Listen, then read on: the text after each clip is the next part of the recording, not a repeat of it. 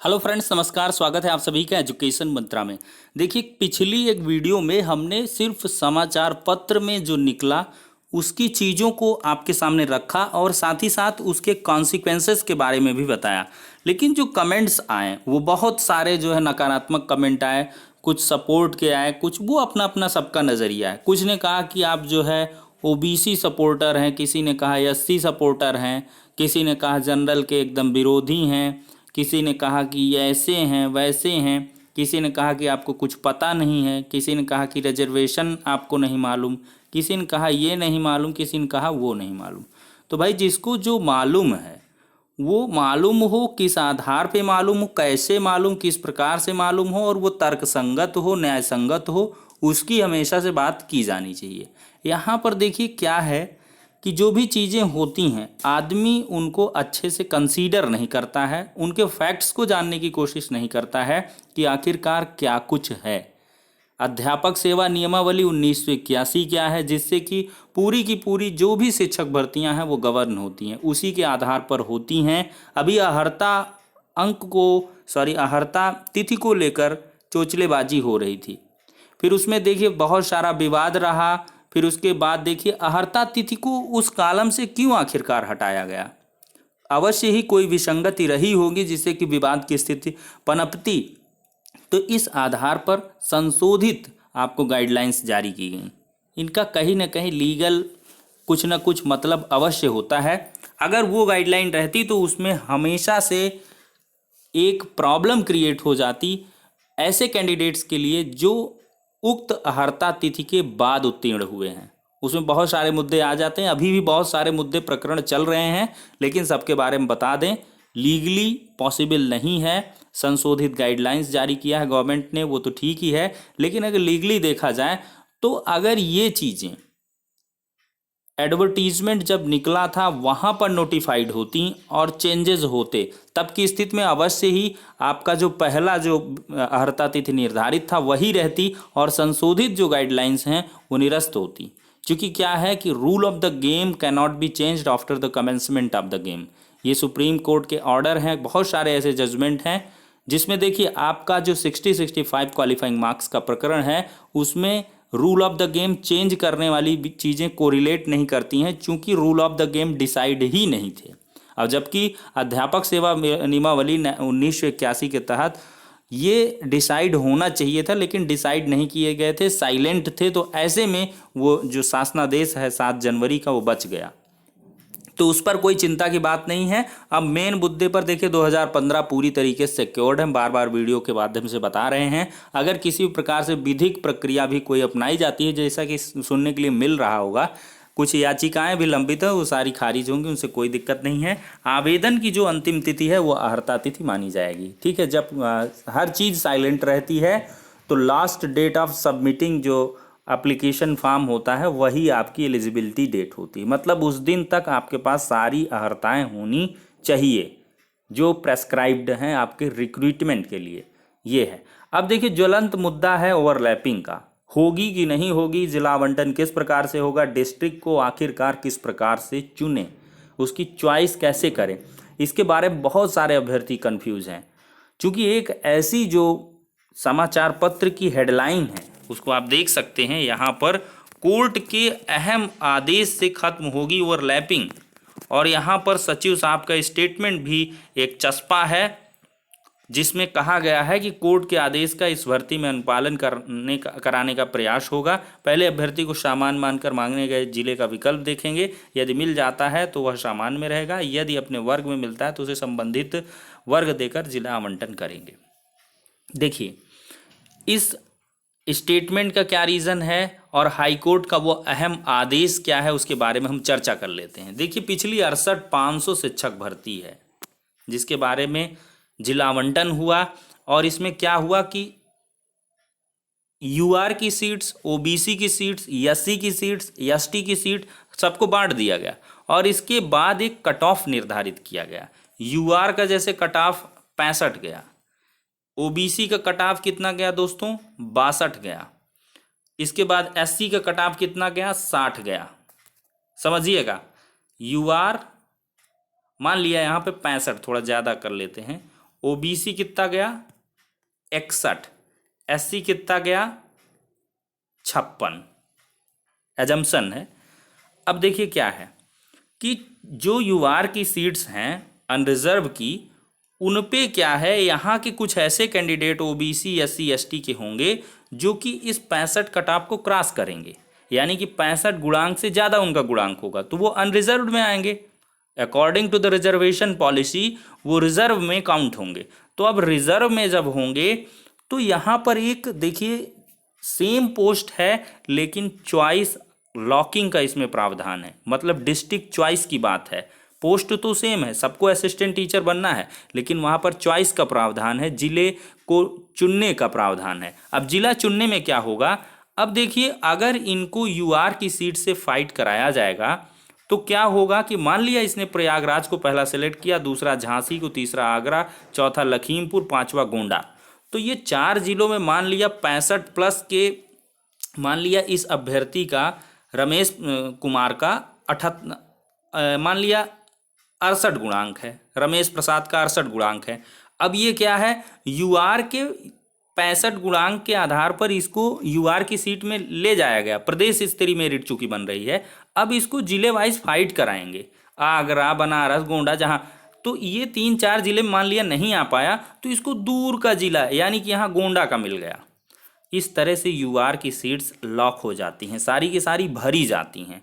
Top most जो यूआर की seats हैं वो मेरिटोरियस कैंडिडेट से, चाहे यूआर के हों, चाहे ओबीसी के, एससी के, एसटी के, सबसे फिलअप होंगी। अब इसमें विसंगति देखिए क्या आ जाती है कि फिर क्या देखा जाता है कि यहाँ पर जो ओबीसी का कम गुणांक यानी कि 61 से नीचे 59 और 56 वाला या 58 वाला ओबीसी है, वो पता लगा कि पहले पर प्रयागराज रखा और उसको ओबीसी की सीट मिली और उसको प्रयागराज मिल गया। और जबकि यहाँ पर बेचारा जो 68 गुणांक वाला था वो बेचारा जाके सीतापुर पे अटका यूआर की सीट से। ऐसा क्या हुआ है, 69,000 के पहले जो 68,500 शिक्षक भर्ती, ठीक ऐसा प्रकरण देखने के लिए मिला जो कि चैलेंज हुआ सिंगल बेंच में। वहाँ से फैसला आया प्रकाश पाड़िया जी का और उनके जजमेंट को चैलेंज किया गया डिवीज़न बेंच में। वहाँ से रिकंसिडरेशन के लिए फिर से सिंगल बेंच भेजा गया, जिसमें सिंगल बेंच का आदेश था कि जो मेरिटोरियस रिजर्व कैटेगरी कैंडिडेट्स हैं, समझिएगा यहाँ पर मेरिटोरियस रिजर्व कैटेगरी कैंडिडेट्स, यानी कि उनको नाम दिया गया, एक नई शब्दावली आई बीटीसी अभ्यर्थियों के बीच में या बीएड जो भी हैं, एमआरसी। व्हाट इज एमआरसी, तो मेरिटोरियस रिजर्व कैटेगरी। तो इन कैंडिडेट्स के बारे में ऐसा स्टेटमेंट कोर्ट का रहा कि जो भी इनका डिस्ट्रिक्ट अलॉटमेंट हुआ है उसको निरस्त किया जाए और इनको चॉइस के आधार पर इनका डिस्ट्रिक्ट अलॉट किया जाए। मतलब कि अगर जिन्होंने अपने मतलब मेरिटोरियस था, मान लिया राम प्रसाद 69-72 वाले ये मेरिटोरियस थे, रिजर्व कैटेगरी कुछ जैसे शिवभोला थे उनका 64 था, तो ये सभी कैंडिडेट्स ऐसे हैं जो मेरिटोरियस हैं, ये एससी के हैं, ये ओबीसी के हैं, तो इनको क्या है, इनकी चॉइस के हिसाब से इनको डिस्ट्रिक्ट लॉक करने का मौका दिया जाए, मतलब इनका री अलॉटमेंट किया जाएगा, तो ये अपने अपने ज़िले में पहुंच जाएंगे। ठीक है, तो ये तो अच्छी बात है, बेहतर बात है, लेकिन यहाँ पर एक पेंच फंसेगा फिर से, क्योंकि डिस्ट्रिक्ट अलॉटमेंट अगर ऐसे में किया जाएगा तो पहले मान लिया प्रयागराज खुला, ठीक है, प्रयागराज को हमें जैसे 700 सीटें इसमें भरना है, तो यहाँ पे यूआर, ओबीसी, एससी की बांट देंगे सीटें। अब यहाँ पे फाइट कराना शुरू, यूआर में मान लिया राम प्रसाद को नहीं मिला और इनको ओबीसी की सीट में दे दिया गया। अभी देखिए और ज़िलों की यूआर सीट बाकी हैं, वो फुलफिल नहीं हुई, लेकिन यहाँ पर प्रयागराज में ओबीसी की सीट भरनी शुरू हो गई। तो ऐसी स्थिति आएगी कि धीरे धीरे ओबीसी की सीट भी लगातार भर्ती चली जाएंगी और फिर क्या होगा कि ऐसे एमआरसी मेरिटोरियस रिजर्व कैटेगरी जो यूआर में फाइट करके अगर यूआर का उनका चॉइस वाला डिस्ट्रिक्ट है तो उसको पा गए तो ठीक है, वो ओवरलैपिंग रिजर्वेशन रूल के अकॉर्डिंग है, लेकिन ऐसे एमआरसी जो कि यूआर के कट ऑफ से पर तो हैं लेकिन उसके कट ऑफ से जिला आवंटन में नहीं पा रहे हैं अपना डिस्ट्रिक्ट, तो वो आएंगे अपने कैटेगरी में, और जितने ऐसे एमआरसी अपने डिस्ट्रिक्ट की कैटेगरी में आएंगे तो उतनी ही जो इनके रिजर्व कैटेगरी की लो मेरिट कैंडिडेट्स हैं वो बाहर हो जाएंगे, और इससे फिर एक नया पेंच फंसेगा, एक फिर से विसंगति आएगी। तो वो चीज़ें हैं यहाँ पर सचिव साहब का जैसा कि स्टेटमेंट दिया गया, अगर बारीकी से पढ़ें तो उसके कहने का मतलब समझ लीजिए कि कोर्ट के आदेश का इस भर्ती में अनुपालन कराने का प्रयास होगा। ठीक है, प्रयास होगा। पहले अभ्यर्थी को सामान्य मानकर मांगे गए जिले का विकल्प देखेंगे। पहले अभ्यर्थी को यहाँ पर लिखना चाहिए अनरिजर्व, अनारक्षित मानकर मांगे गए जिले का विकल्प देखेंगे। अनारक्षित मांग के जैसे हमने समझाया, यदि मिल जाता है तो वह सामान्य में रहेगा, मतलब अनारक्षित में रहेगा। यदि अपने वर्ग में उसे मिलता है तो उसे संबंधित वर्ग देकर जिला आवंटन कर देंगे। तो मतलब ये तो अच्छा है, बेनिफिशियरी है मेरिटोरियस रिजर्व कैटेगरी कैंडिडेट्स के लिए, जो कि पहले इस मतलब गलत रूल के चलते, गलत रूल अडॉप्ट किया गया जिसके चलते उनको दूर दराज के ज़िले मिले थे, अपने गृह जनपद से दूर, मेरिट अच्छी होती हुए भी। लेकिन एक थोड़ी सी विसंगति आएगी, उस पर सचिव साहब का अभी ध्यान नहीं गया है। और यहाँ पर क्या किया गया कि इस स्टेटमेंट को लेकर या उस हाई कोर्ट के जजमेंट की गलत व्याख्या की गई और साफ साफ यहाँ लिख भी दिया गया कि हाई कोर्ट के अहम आदेश से खत्म होगी ओवरलैपिंग, मतलब ओवरलैपिंग को ही ये खत्म कर दिए। अगर इस मतलब इस लाइन की माने या इसके पूरे लेख की माने तो इसका मतलब ये हुआ जो यूआर का है, आरक्षित का है तो आरक्षित में रहेगा, जो जनरल का है अनारक्षित है वो अनारक्षित में रहेगा। फिर कहाँ रिजर्वेशन फॉलो हुआ। लेकिन यहाँ पर सचिव साहब का स्टेटमेंट है, तो हमारे कहने का जो मतलब है कि ओवरलैपिंग होनी है, बिल्कुल होगी।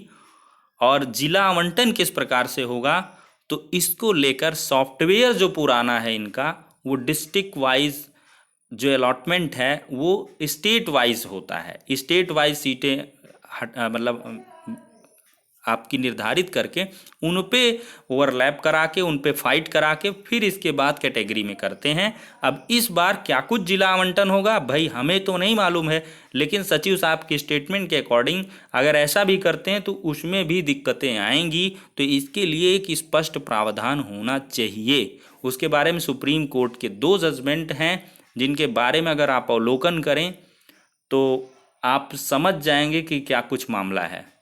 तो उसके बारे में नेक्स्ट वीडियो में हम चर्चा कर लेंगे, चूंकि वीडियो सेशन लंबा हो जाएगा। और डिस्ट्रिक्ट को आखिरकार किस प्रकार से चॉइस करें इसके बारे में आपको बताना चाहेंगे। सबसे पहले आप अपने गृह जनपद को चुनें।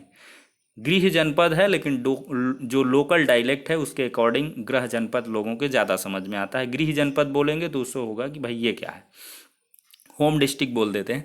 तो होम डिस्ट्रिक्ट को आप सबसे पहले सेलेक्ट करें, क्योंकि आपका जो डिस्ट्रिक्ट अलॉटमेंट होगा वो आपकी मेरिट के अकॉर्डिंग होगा। ठीक है, ऐसा नहीं कि चॉइस के अकॉर्डिंग होगा। जिसने पहली चॉइस पे ले लिया तो उसको पहले मिल जाएगा।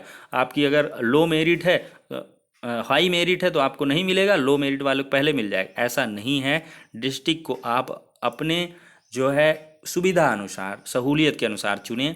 सबसे पहले आप होम डिस्ट्रिक्ट को प्रायोरिटी दें, फिर अगल बगल आस पड़ोस जो आपके मतलब पहुंच में हो, सुविधाजनक हो, उनको दें, और फिर इसके क्रम में अपना चले जाएं डिसेंडिंग ऑर्डर में। ठीक है दोस्तों, तो इस प्रकार से आप हमारी सलाह ले सकते हैं और लोगों से पूछ सकते हैं, पिछली शिक्षक भर्तियों से या जानकार व्यक्तियों से सलाह ले सकते हैं, और उस प्रकार से आप आवंटन अपना जिले का जो चुनाव है कर सकते हैं। चूँकि ये बहुत ही महत्वपूर्ण होता है जनपद का चुनाव करना, चूँकि स्थानांतरण की भी सुविधा नहीं है। आपको जो है हलफनामे में लिखवा लिया जाएगा। बहरहाल फिर बाद में क्या कुछ रूल रेगुलेशन एक्ट्स आते हैं उनके बारे में बाद में चीज़ें होंगी, लेकिन फ़िलहाल के लिए आप 100 रुपये के स्टाम्प पेपर में लिख के देंगे कि मैं अंतर जनपदीय तबादले की मांग नहीं करूंगा भविष्य में। तो इस वजह से डिस्ट्रिक्ट चॉइस को अच्छे से करें, मेरिट के अकॉर्डिंग करें, उसके समझ बूझ के कि किस ज़िले में मुझे कैसे क्या मिल सकता है उसके अकॉर्डिंग। ये नहीं कि सीटों के चक्कर में आप बहुत दूर का ज़िला चुन लें और फिर आपको पछताना पड़ जाए। तो ये थोड़ा सोच के रखिएगा।